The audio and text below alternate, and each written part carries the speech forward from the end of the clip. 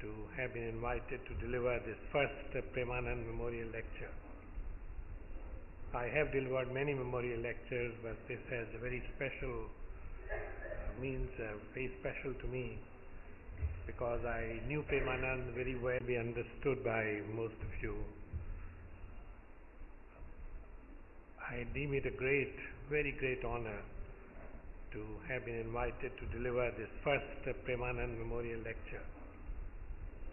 I have delivered many memorial lectures, but this has a very special, very special to me, because I knew Premanand very well for several decades. We shared many concerns, we worked together, and there are very few that I have known in my life, and I have known people in almost every field of human endeavor who had the integrity, the commitment, the honesty, and the intellectual status that Premanand had. What I want to do today is to share with you my concern about the prevalence of superstitions in India, and how this high prevalence of unscientific beliefs is really killing the country, not in one way but in many ways. Now, what is superstition? Superstition is a belief that has no scientific or rational basis, which has never been demonstrated by controlled experiments to be valid, and which is against all validated knowledge. That, I think, is a reasonable definition of superstition. I will describe to you some of them. Obviously, in hour's time you cannot cover all. Now, the biggest superstition that is prevalent in our society is belief in God. Creates enormous number of problems, some of which I shall mention. Now, first of all, we don't need God. Today, we know enough about the origin of life to say that God is redundant. Today, we have very reliable evidence that our universe began with what we call the Big Bang about 13 billion years ago. 1 billion is 1,000 million. 13 billion years ago. We don't know exactly what happened at Big Bang. We have no way of answering that. But we know what happened after 10 to the power minus 41 or 42 seconds. You realize that it is an extremely small period of time. So it's just that very short interval, which is a billionth of a billionth of a billionth of a billionth of a billionth of a billionth second. That's the only period we don't know what happened. But we know exactly what happened after that. There's a very nice book called The First 7 Minutes After the Big Bang by Steven Weinberg, who shared the Nobel Prize with Abdus Salam, which describes to you in detail. We had the appearance of laws of physics, formation of elements beginning with hydrogen, the 92 naturally occurring elements. This is what we call the physical evolution. And then we had the astrophysical evolution taking billions of years, which is still continuing, which led to the formation of galaxies and stars, planets, and so on. Our own solar system is 4.5 billion years old. And then we had chemical evolution, that is coming together of elements to make compounds. And we have these compounds, carbon-containing compounds, some of which are found in living systems, in interstellar space, in the tails of comet, in meteorites, And if we create an atmosphere that existed on the earth, which was not an oxidizing atmosphere like what we have today, but a reducing atmosphere with ammonia and methane after the earth was formed, we take that atmosphere and pass electric discharge.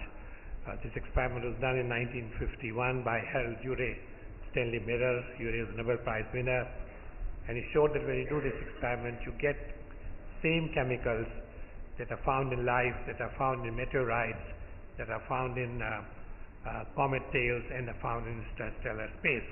That we call it the chemical evolution. We have evidence of life on our planet for 3.7 billion years, 3.4 to be sure, 3.7 probably, and it looks like bacteria of today.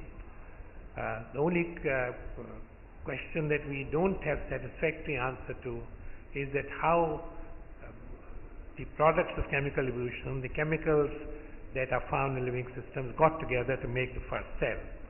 There are several theories, and someday, sooner or later, we'll understand how it happened.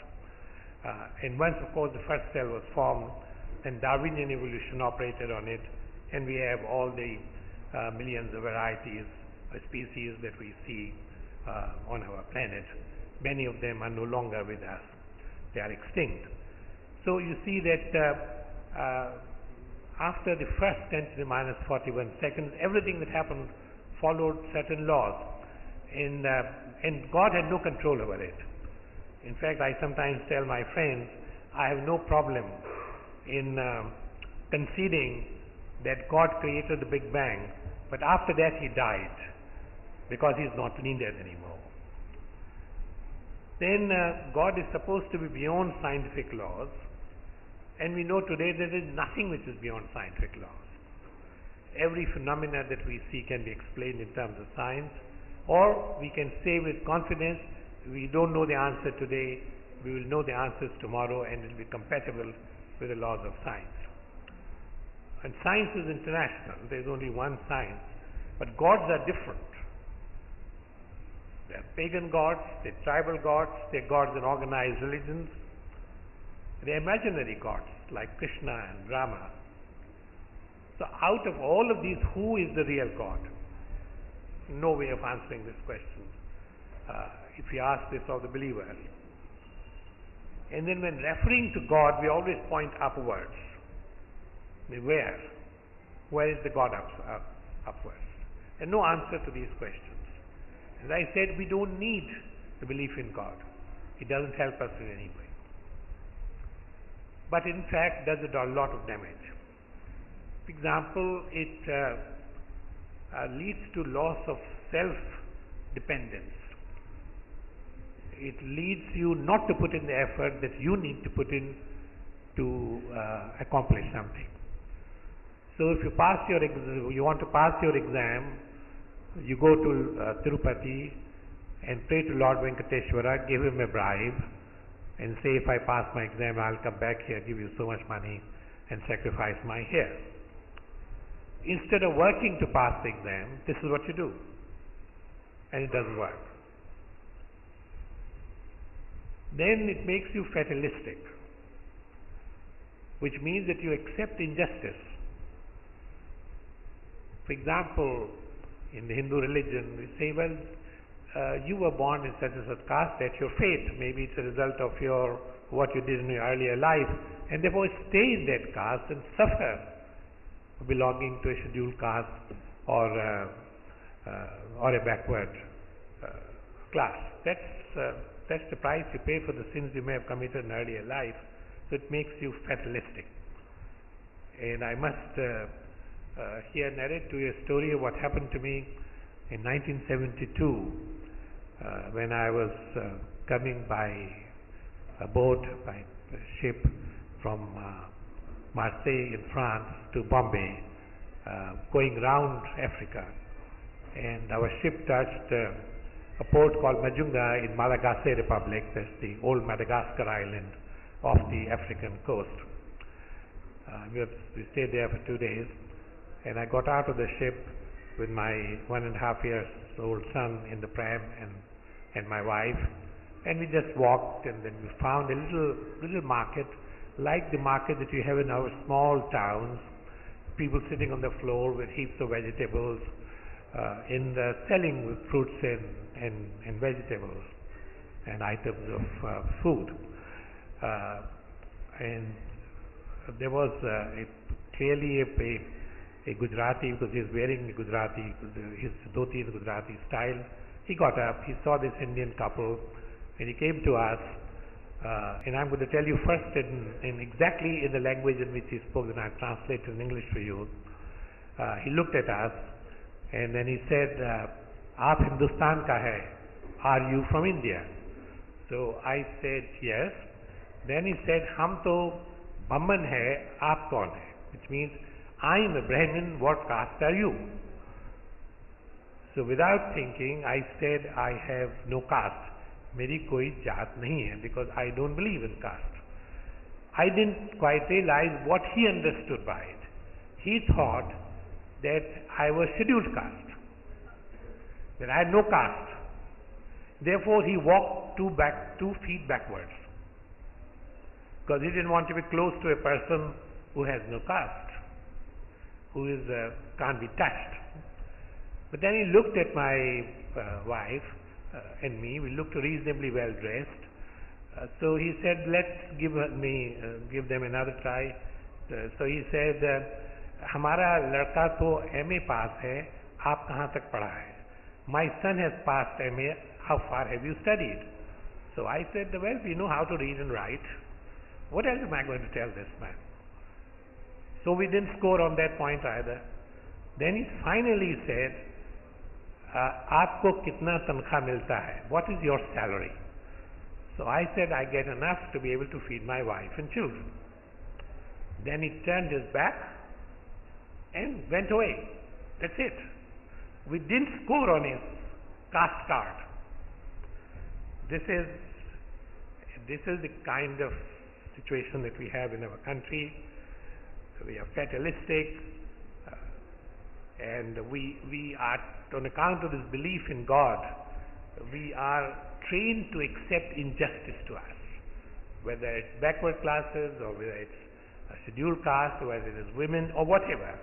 We are all trained to accept injustice on account of belief in God.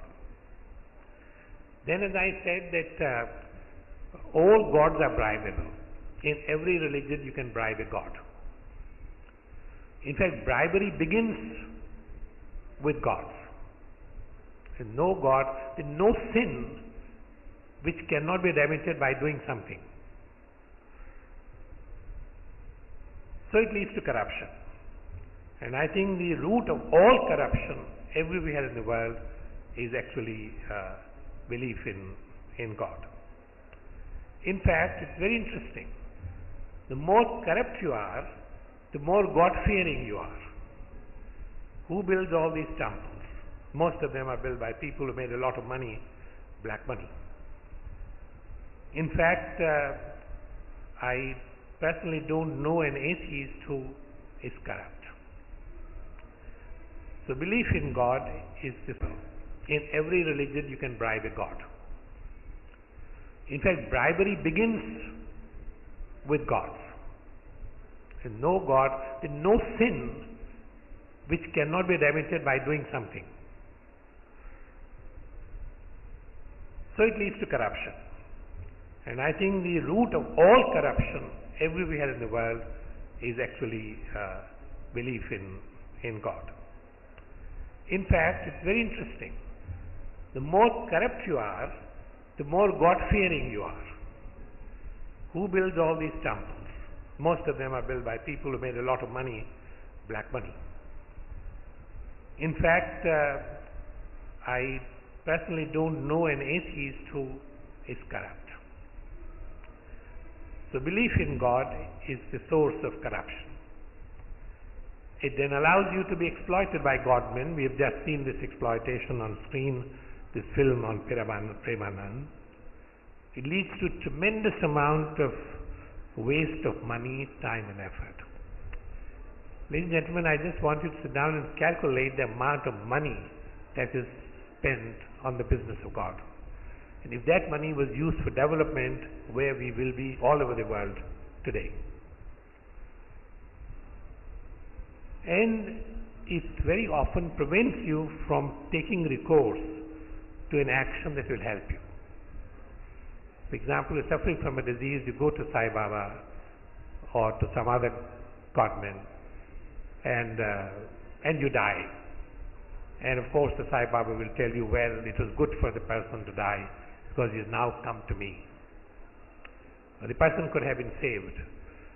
In my laboratory, we have a dispensary, a very good dispensary with many doctors, and every week I hear of a story of a person who got sick, member of the staff, the laboratory got sick, went to one of these godmen, and his situation worsened and came back to the dispensary doctor in a state that he could not have been cured. If he had, instead of going to the godman, had gone to the doctor to begin with, he would have been hale and hearty today, but he died. Happens every week. Then godmen convert black money into white money. Sai Baba does that all the time. They seem to be above law. I was told this morning that Sai Baba refused to sign an affidavit saying that he is the son of God and therefore is above the law. And the fact is that we accepted that. Belief in God teaches you hatred because they are different gods. Different religions have different gods. It doesn't teach you good. Belief in God doesn't teach you to love people. Within the same religion teaches you to hate people below your level in terms of caste. Belief in God promotes demeaning systems such as Devdasis. I wonder how many of you know that the system still continues. There are Devdasis today as well. I'm connected to the Council for Social Development, and we commissioned a study and we published that study on the cult of Devdasis prevalent today, for example, in Andhra and Tamil Nadu. It encourages people to believe in absurdities like Ganesha drinking milk. It divides people. Today, religious fundamentalism is the single most divisive force in the world today. This is what we do in madrasas and schools run by RSS, where no knowledge is imparted, but they are only taught how to learn to divide people. Then the second biggest superstition that we have is the dogma that religion creates. And I don't know how many of you know this book of ours, Angels, Devil and Science. It was published by the National Book Trust. It's a book on superstitions. It's a collection of a lot of articles we have written in the last several decades. Some articles were written especially for this book. And there's one on 7 deadly sins of the clergy. It was published in the Tribune, Delhi and Chandigarh in January 2006. And I do want to just mention to you what these 7 deadly sins of the clergy are, which, as I said, is a very important part of our whole repertoire of superstitious beliefs. And these clergy of all religions, Hindus, Muslims, Christians, Buddhists, all of them, there's a problem. So let me tell you what these 7 deadly sins of the clergy are. First, all clergy survive on misinterpretation of the teachings of the founders of the religion or its other respected leaders. They misinterpret it. Now, let me give you an example.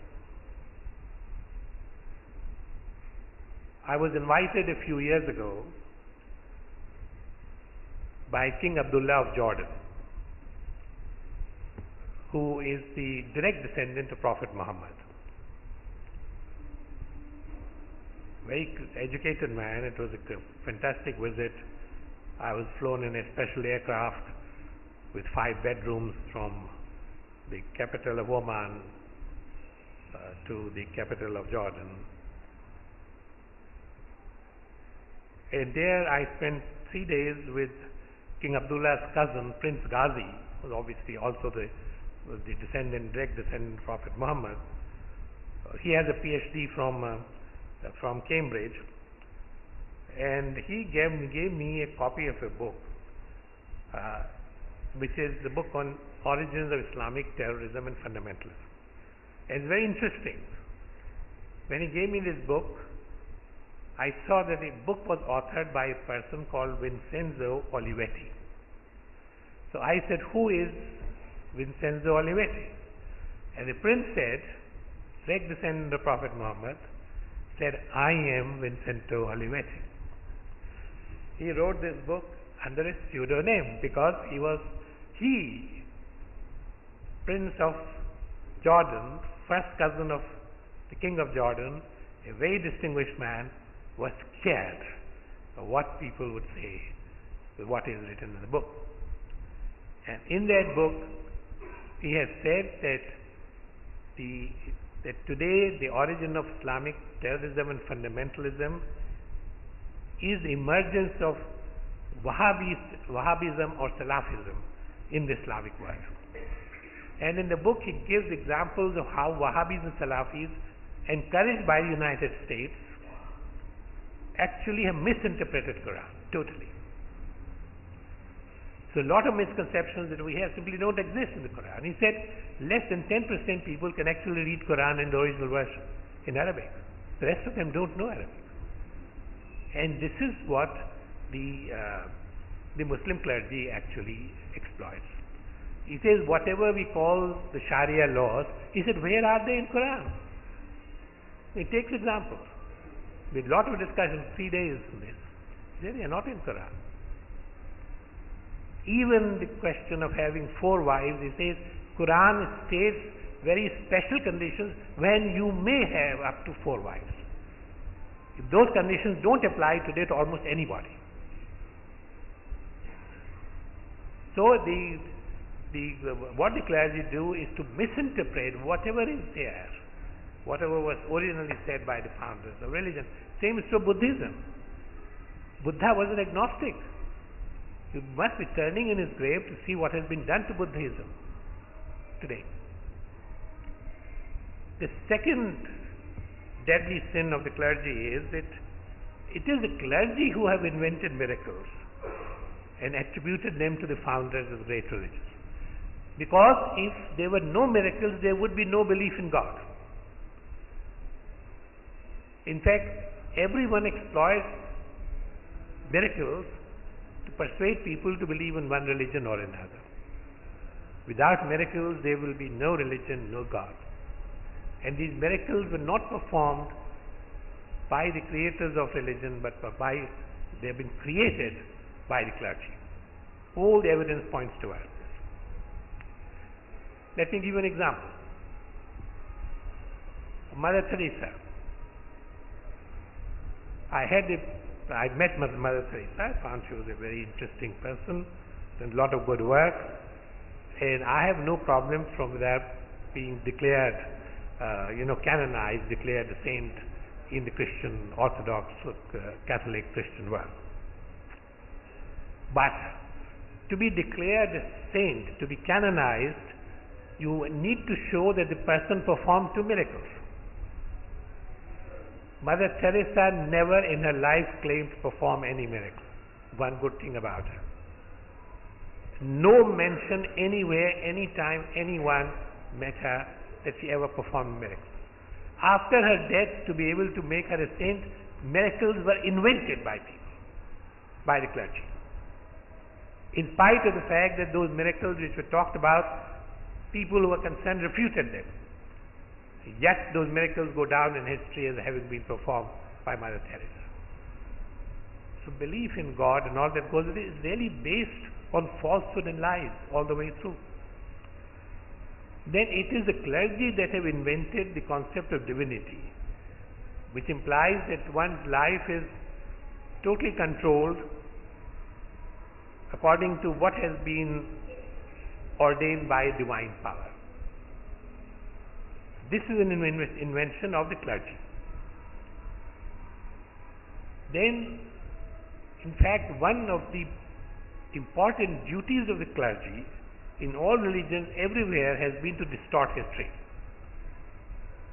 Completely distort history. It has been done by Islam, done by Christianity, done by Judaism, done by Hinduism. So we make Krishna, Rama and Lakshmana as historical figures when they are no more than part of a wonderful, very interesting story. In fact, there is no codified religion, the clergy of which have not attempted to, within quotes, sanitize history to suit their interests, to change history. And the fifth sin of the clergy is that science has been the biggest enemy of the clergy. B.Premanand's life shows that. All the way through history, and especially from the beginning of Renaissance in Italy, the 15th century with Leonardo da Vinci onwards, when organized science began to evolve. So Bruno was burnt at stake, and Galileo died under house arrest, and so on and so forth. And today, it is the clergy in the United States which are opposing the theory of evolution and insisting that the government pass an order having equal space given in school education to creation along with evolution. To an extent that in many schools they are scared of teaching evolution at all. This is supposed to be in what we call God's own country and the most affluent country in the world. Sixth greatest sin of the clergy have been that, in fact, they have been the single largest promoters of war. All the problems of Islamic terrorism because of the clergy. Remember the War of the Crusades on account of the Christian clergy. The Israel-Palestinian problem between India and Pakistan, the problem in conflict between two sects of Christians themselves, Protestants and Catholics, problem in Central Europe, all on account of clergy.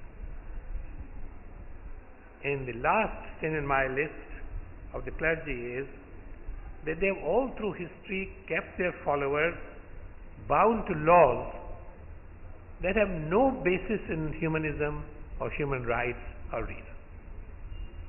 Laws of Sharia, for example, the laws of Manu in Hinduism, and so on. So I think these 7 deadly sins of clergy are a consequence of nothing more than a part of this larger repertoire of superstitions. And as I have mentioned, and I hope I made it clear, been responsible for a lot of problems that we have around the world. Then the third great superstition that we have, the consequence of the superstitions that we have, is these superstitions corrupt politics. Example, the recent announcement of Kapil Sibal, whom I know very well personally, is now the Minister for Human Resource Development. Earlier was the Minister for Science and Technology. Very articulate man, highly educated, very intelligent. And he now says that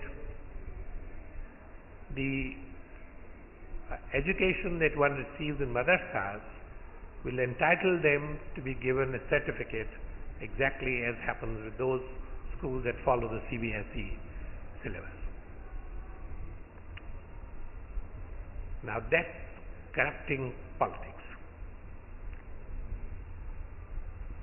What we are doing to religious minorities. Another example.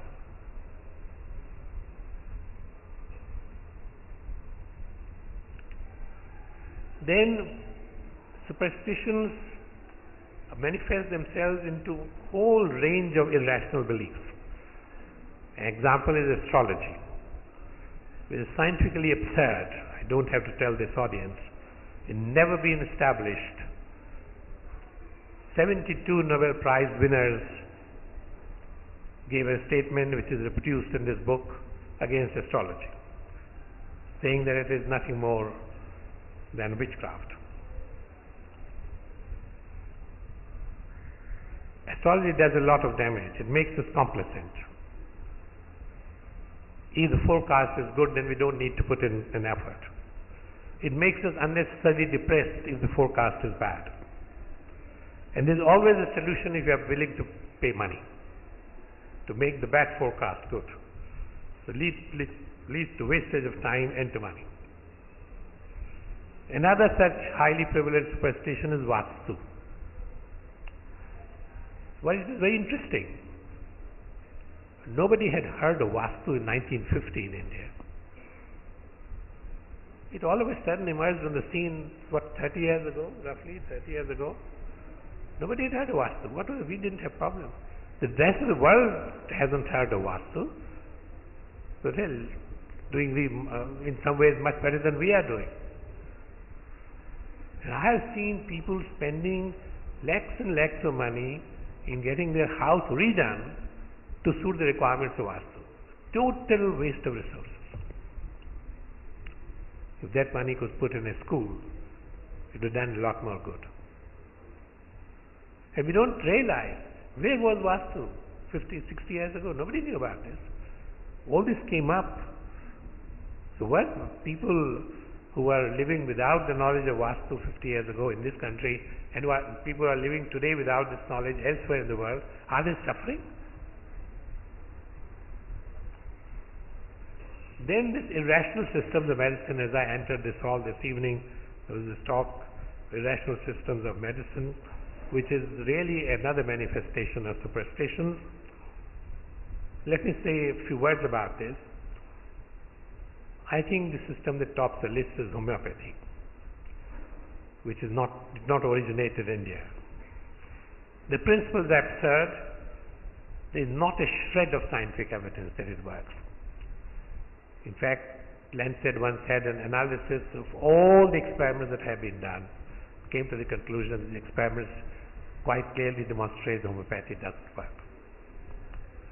It's never been established scientifically.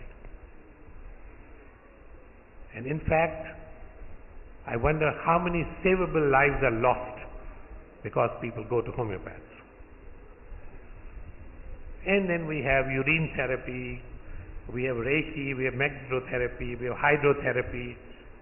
All of them are scientifically absurd, don't work, never been demonstrated to work. Now, naturotherapy is a very interesting case. You see, 50% of the people who go to a doctor today because they feel unwell will get cured even if they did not go to a doctor. Or the doctor does a viral infection, what does doctor do? They give you aspirin for your fever or codepidine and maybe gives you an antibiotic to prevent secondary infection. He doesn't give you any medicine to cure viral fever because there is no medicine available. So 50% people will get cured in let nature takes its course. And they exploit this simple thing. Witchcraft, of which we have an incident once every few weeks, reported in newspapers in Andhra Pradesh. In the old Hyderabad state, we had a department of Bhanmati. Bhanmati is black magic. We actually had a government department of Bhanmati, which of course is no longer there. Then coming to these traditional systems of medicine, I think they need to be, a word needs to be said about them. India has 5 traditional systems of medicine. 4 documented and 1 undocumented. The 4 documented systems are Ayurveda, Unani, Siddha and Tibetan. The undocumented system is the tribal systems of medicine. Now the principles of all these systems are absurd and make no scientific sense. But there are parts of these systems which could be right. For example, all these systems use plant-based drug formulations. It's perfectly possible that some of these plant-based drug formulations may be right, because after all, plants contain chemicals and drugs are chemicals. There are, with our estimate, 40,000 such formulations in these 5 systems of medicine, using 8,000 documented in 2,000 probably undocumented plants. Let's say 10,000 plants. And my estimate is that probably 4,000 of these will be shown to work if they are tested stringently according to the modern system of testing of medicines. Preclinical trials, standardization, and validation through preclinical trials, phase 1, phase 2, phase 3, phase 4 trials. I have no problem with that. So I have no problem if you are using Philanthus amaris, Kiranelli is what we call it, I don't know what name we call it, a common plant for curing liver disorders like hepatitis, because there's a great deal of evidence, scientific evidence, it will probably work. I have no problem in using yoga because it's a kind of physiotherapy for some diseases. Just as you do physiotherapy, you do yoga. I have great problem in other components of these systems, like use of metals. And I have therefore, when you have the government department of Ayush, Ayurveda, Unani, Siddha, and homeopathy, I said I have no problem in having your government having a department of Ayurveda, Unani, and Siddha, but homeopathy is out of the question. And even in Ayurveda, Unani, and Siddha, the purpose of the department should be not to accept everything that's there, but to say we are going to try and see what works and what doesn't work. That's the difference. That's what my quarrel with the department is. Some may work, others may not work. Then we have, on account of these superstitious beliefs, irrational social practices that have hampered human progress. Sati, not permitting widows to get married. Mind you, sati is still there, and this prohibition of widow marriages still exists in our society. In Bengal, for example, where the only state where we had some renaissance. It's interesting that it was the most progressive state, and that's where widow remarriage is amongst the poor is considered very undesirable. The caste system.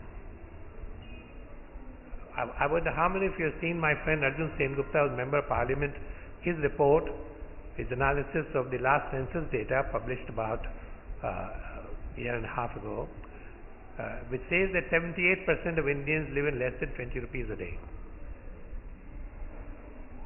What can they do with this 20 rupees a day, which is like living in $2 a day in the United States?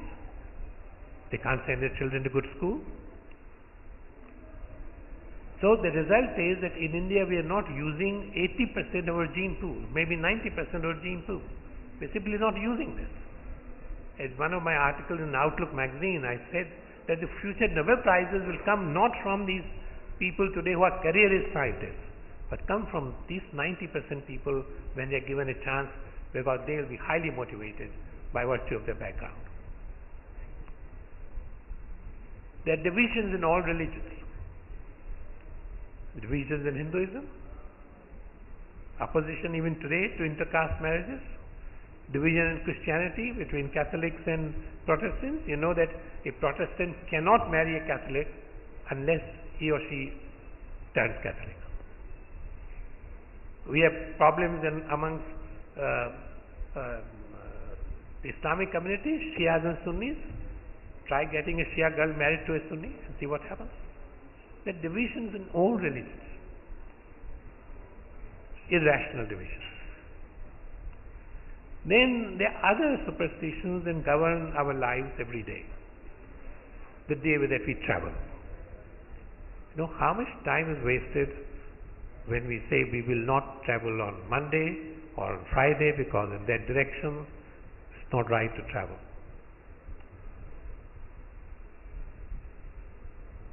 Days of marriage.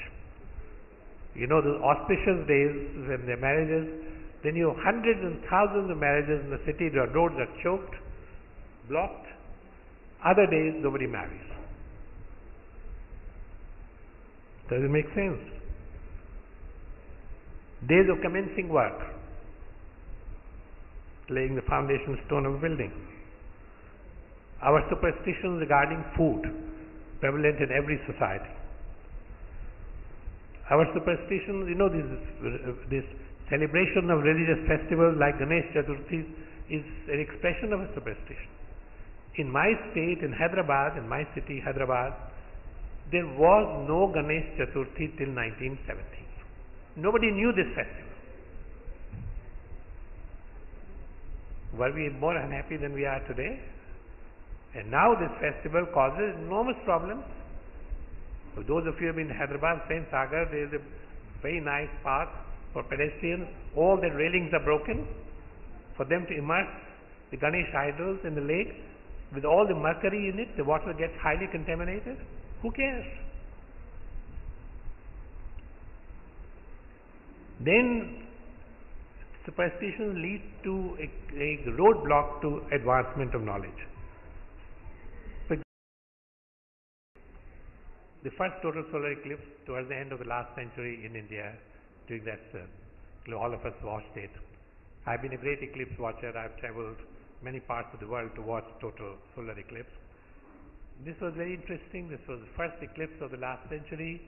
It was, total eclipse near Hyderabad, 35 kilometers from Hyderabad. We went to watch it, and my friend Yashpal, the former chairman of University Grants Commission, who recently submitted a report on higher education, he also went, and he told us this story of where he went. He got onto a mound, and from there he could see a little village down below, and all the windows and doors of this village were shut. Then he saw a young man gingerly opening the door, closing it, finally came out, and I think his family tried to pull him in, but he came out. And he came to this hill, to Yashpal. So Yashpal said that, we could see from here that as nobody else wants to see this eclipse, what made you come out? He said, well, if you all are going to die, I thought I will also die with you. So Yashpal said, what's going to happen? And this young man from the village said, well, sir, Rahu is going to eat the sun. So Yashpal explained to him what happens in total solar eclipse, and he said, and the person understood. He said, now tell me what's going to happen. He said, sir, Rahu is going to eat the sun. Then Yashpal didn't give up. He again explained everything, this time even more clearly, with more patience. And they said, now you understood? He said, yes. So what's going to happen? He said, sir, the moon is going to come between the earth and the sun. Yashpal was very happy. Then he said, but sir, Rahu is also going to eat the sun. So both the beliefs, and that is what I said, puts a cap on your progress. So in summary, I think the superstitions lead to a tremendous waste of time, effort, resources. The money that we spend on propagation and practice of religion and manifestation of religious beliefs could, if spent on productive activities, could change the face of a world. Superstitions lead to corruption, to lack of optimal effort, lack of self-reliance. They lead to violence, to friction, to discrimination. They lead to battles and wars. They are the single greatest agent disturbing peace. They lead to lack of cooperation with all. They lead to victimization of people under the name of religion. They lead to lack of optimal use of resources. And they are a stumbling block in maintenance of environment and good health. If only we were superstition-less, we would be a knowledge-based society, and conflicts would virtually disappear from our society. And if the entire world was without superstitions and knowledge-based, it shall be a peaceful world. Now I would like to close by a word about Kerala. Kerala has a history of being the most emancipated state in our country. Even when Travancore was a princely state, it was the most emancipated princely state in the country. Even today, Kerala has an advantage over every other state. A week ago, I was in Mararikulam, is probably the best known panchayat in the country today. It has 8,000 households, total population of 30,000. I met all the panchayat officials. There was a meeting on B.Premanand, and this panchayat had set up an exhibition, incredible exhibition, one of the best I have seen anywhere in the world, set up by a panchayat. Only Kerala can do it, no other place. And there were 75 varieties of brinjal, and there were 75,000 people visiting that panchayat, that exhibition every day. We were there on the 7th day. I went there in the evening, and it was crowded as crowded can be at 7:30 in the evening. Next day I was returning back to the hotel, to the resort where I was staying at 8:30, and there was half a kilometer long queue of men, women, children of all ages wanting to enter this. And the exhibition spread scientific temper. 75,000 people visiting every day. The finance minister, Kerala, Mr. Thomas Isaac, was there. He spent the whole day with us, went to the exhibition with us. But what is worrying is that, for example, I am told, I hope that I am not right, but I am told that the practice of parda in Muslim women has increased in Kerala. In Kerala was the model of communal harmony and secularism. And I hope very much it will continue to be a model. And I have a suggestion. If the minister was here, I would have made that suggestion that perhaps Kerala should consider inviting Prince Ghazi from Jordan. I think as being in this state, he is very familiar with Kerala. Being here for a few days and talking to everybody about religion, all religions, coming from a direct descendant of Prophet Muhammad, I think it will have an impact. So, ladies and gentlemen, I must say it again that out of over 100 major honors and awards that I have received and many named lectures that I have given, to me this is the most precious one. And I'm most grateful to all of you for inviting me to give this lecture. It's a great honor, great privilege, and to be in Kerala is always an incredible experience. As I said the other day to someone in Hyderabad, that if all the states were like Kerala, India will be truly God's own country. Thank you very much.